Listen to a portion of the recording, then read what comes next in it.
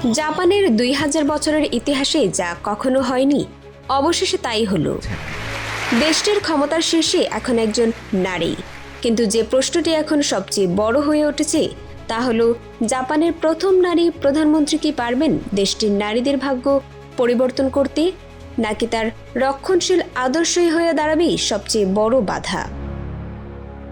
আসুন জেনে নেই পুরো ঘটনাটা। 2025 সালের অক্টোবর মাস, জাপানের রাজনীতিতে এক নতুন ইতিহাস তৈরি করে প্রধানমন্ত্রী হিসেবে নির্বাচিত হলেন সানায়ে তাকাইচি।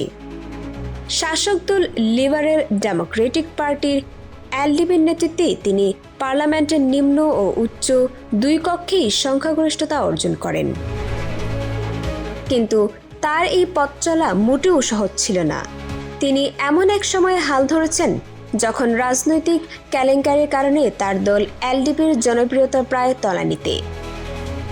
গত এক দশকে জাপান পেয়েছে 5 জন প্রধানমন্ত্রী, যা দেশটির রাজনৈতিক অস্থিরতারই প্রমাণ। এমনকি তাকাইচিকেও ক্ষমতা নিশ্চিত করতে অন্য দলের সাথে জোট গঠন করতে হয়েছে।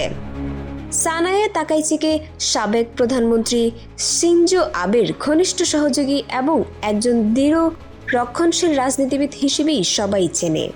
আর এখানেই তৈরি হয়েছে মূল বিতর্ক।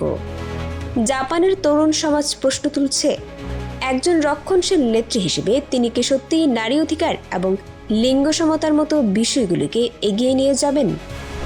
একদিকে তার এই নির্বাচন নিঃসন্দেহে ঐতিহাসিক এবং বিশ্বের কাছে একটি শক্তিশালী বার্তা দিচ্ছে। অন্যদিকে তার রাজনৈতিক আদর্শ এক বড় প্রশ্নচিহ্ন তৈরি করেছে। সানায়ে তাকাইচি কি কেবল জাপানের প্রথম নারী প্রধানমন্ত্রী হিসেবেই ইতিহাসে থেকে যাবেন, নাকি তিনি হবেন এমন একজন নেত্রী যিনি জাপানের সমাজ ও রাজনীতিতে সত্যিকারের পরিবর্তন আনবেন? এর উত্তর দেবে একমাত্র সময়। সারা বিশ্বের চোখ এখন তার দিকে। এই ধরনের গুরুত্বপূর্ণ আপডেট পেতে আমাদের সঙ্গে থাকুন। বিজিএন টিভি 24 সংবাদ, যেখানে বিশ্বস্ততা সেখানে।